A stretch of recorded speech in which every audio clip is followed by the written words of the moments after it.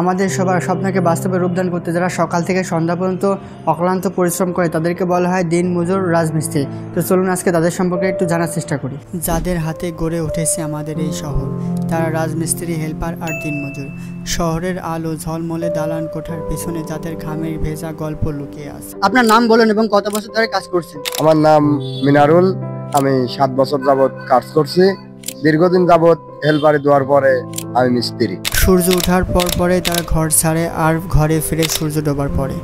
গরমে, বৃষ্টিতে, শীতে নির্মাণ কাজ থেমে থাকে না, কারণ শহরটা তো আর থেমে থাকবে না। একটা দালান গড়ে উঠতে সময় লাগে মাসের পর মাস, বছরের পর বছর, আর তার প্রতিটা ইটের সাথে জড়িয়ে থাকে আমাদের পরিবারের আশা, একজন বাবার কষ্ট, একজন মায়ের স্বপ্ন। যারা আমাদের এই স্বপ্নকে বাস্তবে রূপ দিতে প্রতিদিন অক্লান্ত পরিশ্রম করছে, তাদের নাম নেই কোনো নকশার পাতায়, তাদের ছবি নেই কোনো উদ্বোধনীয় ফলকে, তবুও তারা আসল নির্মাতা। একজন মিস্ত্রিকে জিজ্ঞাসা করা হলো, আপনাদের এই কাজের সবচেয়ে কঠিন দিকগুলো কি? তিনি উত্তরে জবাব দিলেন যে আমাদের কাজের সবগুলোই প্রায় কঠিন দিক, কিন্তু তার মধ্যে অন্যতম হচ্ছে আমাদেরকে রোদ নেই, বৃষ্টি নেই, সবসময় কাজ করতে হয় এবং আমাদের সেফটির ঘাটতি রয়েছে।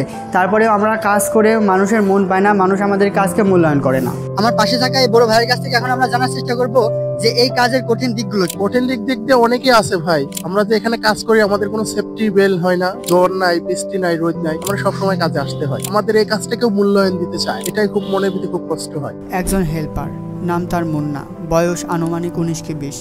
পড়াশোনা বেশি দূর করে নাই, তার বাবার আয়ে সংসার চলে না, এই কারণেই তিনি এই কাজ শুরু করেছেন। তিনি বলেছেন, ইনশাল্লাহ একদিন আমিও ভালো মিস্ত্রি হব। তাদের জীবনের গল্পগুলো হয়তো কখনো শোনা হয় না, তবুও তারা আমাদের শহরের নির্মাতা সৈনিক। তাদের ঘাম, তাদের কষ্ট আর তাদের হাতের ছোঁয়ায় গড়ে উঠেছে আমাদের এই শহরনগর।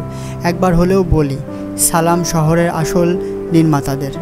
যাদের অক্লান্ত পরিশ্রমে গড়ে উঠছে আমাদের আধুনিক সভ্যতা, তারাই সবচেয়ে অবহেলিত, লাঞ্ছিত। প্রতিদিন কাজ করে তাদের সংসার পরিবার নিয়ে চলতে হয়। শ্রমিক বাঁচলে বাঁচবে দেশ, গড়ে উঠবে আমাদের আধুনিক সভ্যতা।